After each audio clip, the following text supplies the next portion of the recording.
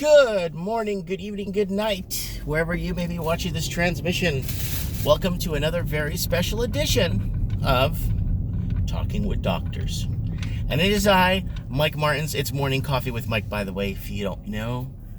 Thanks for joining me, all the new subscribers. Okay, are these people not paying attention where I like when people come to the intersection and do an O.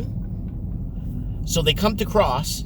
So you see them from far. They're crossing here, crossing, and just doing a huge O in the middle of the street. That's nice. O's are nice. But anyways, it gets you somewhere in life. But anyways, let's get to my point here. Talking with doctors. Canada's major export. Somebody commented in the comment section. I totally forget. I'm really sorry. The username, the user that commented, basically made some sense. And then I had, a doctor email me. From the Lower Mainland, basically telling me that, Mike, you are spot on, and doctor's moving to Arizona, just outside of Phoenix. I don't think it was Tucson. It was somewhere else in Arizona. So he's moving out. He's moving from the Lower Mainland, and he's a kidney specialist for some weird reason. Like, I didn't know. Okay, I don't know, right? So I'm not in the whole medical field, so I'm not sure about these things. So he's a kidney specialist, okay? Fair enough. So he's working now. Been working in the Lower Mainland for, I think it was 12 years. He wants to keep himself basically off the books. He just kind of wants to be kept quiet of it. So he got a job in just outside of Phoenix in Arizona. I don't think it's Tucson, though. It's somewhere else. It's a small town. But he's already been there twice. He's already seen it twice. He's already organized things there. He went for 3 interviews, and he in the States, and he chose to be in Arizona. For some reason, he says it makes him feel, I don't know, just the arid, dry weather is good for him and his skin and blah, blah, blah, whatever, right? So that's good, right? That's good. But the problem is, Canada, with the cost of the wages, the cost of living, a lot of people are telling me, Mike, doctors do well in Canada. No, they don't. Doctors do not do well in Canada, right? Doctors are having a really tough time making ends meet. And the same thing in Sydney, in Australia, in Australia's 4 major cities. They're having a tough time making ends meet there too, especially if they bought at the top. Oh. So same thing with the United Kingdom. Doctors are having a really tough time. Anywhere in the Commonwealth, they're having a tough time. So what's going on with this? There's actually a lot going on with this. With our medical drain, or the drain on our medical system, it's becoming more and more apparent that we are now entering a state of crisis. We are now entering a state of... It's the Great Canadian Brain Drain. I spoke about this. I even made a video for the Great Australian Brain Drain, the Great UK Brain Drain, the Great London Brain Drain I made a video about like 5 years ago. It's because people are fleeing to more affordable areas, right? So now people are like, well, Mike, why isn't everyone moving to the States and this and that? Well, it's because nobody wants postal carriers, right? If you're a postal carrier, nobody wants you. What do you do as a postal carrier to get back to the people? You go on strike during Christmas. Canada Post, this year, I can guarantee they're going to go on strike during Christmas time to ruin everybody's Christmas and ruin my online sales and ruin everything. They do that because that's how they get back to the people. Doctors, they don't need to do that. They just walk away and say, I'm going to go for a few job interviews. God bless America. And go there, find a place. And the place he found in Tucson, he said it was a little bit on the pricier side. He spent outside of Phoenix. I'm not sure if it's Tucson, but I'm just saying Tucson. But the place he found, he said it's about $290,000.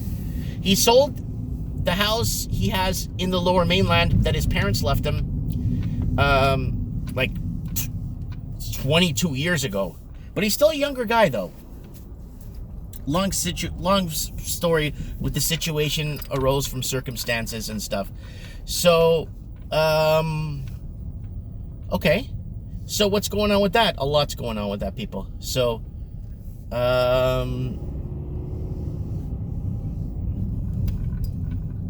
we're losing. We're exporting our doctors. The Great Canadian Brain Drain, right? Like, I know electricians and plumbers that call me. They're like, Mike, what do you think of me? You know, like, do you think you're going to find a company to sponsor you, right? and from there they go ahead and do your paperwork. Hi, can I get an extra large dark roast with 1 cream? That's it, thank you. Yeah. I think I'm gonna order a pizza today. It's Wednesday though. Tonight's trends in the housing market, guys. No, I'm not gonna order pizza. My mom's making pork chops tonight, so there's no point. What else? Guys, please pay attention to what's going on. I just did a video, you'll see it at the end of this video, link to it, about, hey, hi, good morning.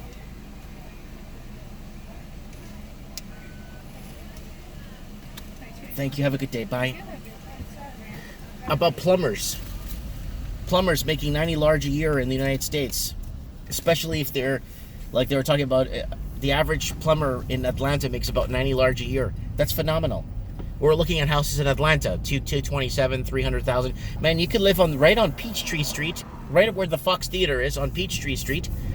133,000 for a 1-bedroom in a high class marbleized condominium, like high class, with the old fashioned golden elevators and the. You know, I've been to Atlanta, so I know. I've been to Atlanta maybe 13, 14 times in my life. So I know what I would be getting into there. But guys, you know what, man? I'm telling you, man. It's a tough game for our governments to play because we keep losing our professionals. Now, let me tell you something. Let me tell you something, if you think I'm making this up. Let me tell you something. I booked a doctor's appointment because I take my blood pressure medicine, my blood pressure pills, right? They're just like a diuretic, a water-based diuretic type pill, right? It's a good one too. And it works. My blood pressure is like perfect. But anyways, I booked an appointment last week. I'm not going to see him till second week of November. That's the only availability. The only way around it is if I go to the emergency at the hospital and tell them that I need a refill, and then they get mad at me because I could just go see the doctor. But I try to tell them it's going to take 3 weeks to see the doctor. To book an appointment, it takes 3 weeks. If it's an emergency, you go to the emergency room, right? That's fine. My mom went to the emergency room because she had a really dry cough. She was there for, I don't know, she was there for the whole day in the emergency room just to see a doctor. So I'm somewhat concerned about that. Where's our healthcare system going, right?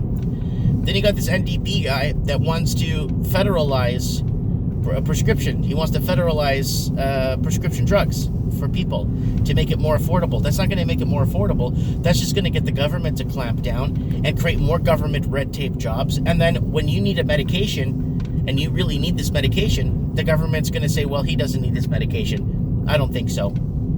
So they're going to start clamping down on doctors to stop prescribing medications, and the pharmaceutical companies will lose money. And then this will be an ongoing war over money, right? Every war we have is over money, right? Oil, money, right? So pay attention to that, guys. Federalizing prescription drugs is deadly. They federalized car insurance here in BC. We only have one insurance company, and we cannot go for competition. My car insurance in this small town, no accidents, no nothing, went from $900 a year to $1,800 a year for car insurance. So that is kind of a eye-opener, right? So basically, I'm paying for people that can't drive. I'm paying for bad drivers is what I'm doing. My rates doubled with I called them. They even called the ICBC head office. They're like, oh, well, rates are changing and blah, blah, blah. People need to, but wages aren't changing. Wages are a joke. Wages are exactly where they were 30 years ago. If you want to adjust to inflation and actually be on point, it's nowhere near. Nowhere near where they should be. All right, parallel park Mike. Anyways, I am at the sheep. I'm at the shop, guys. I had a couple of people come in and visit me from Toronto yesterday. I was really happy. 4 people visiting from Toronto that watch my channel.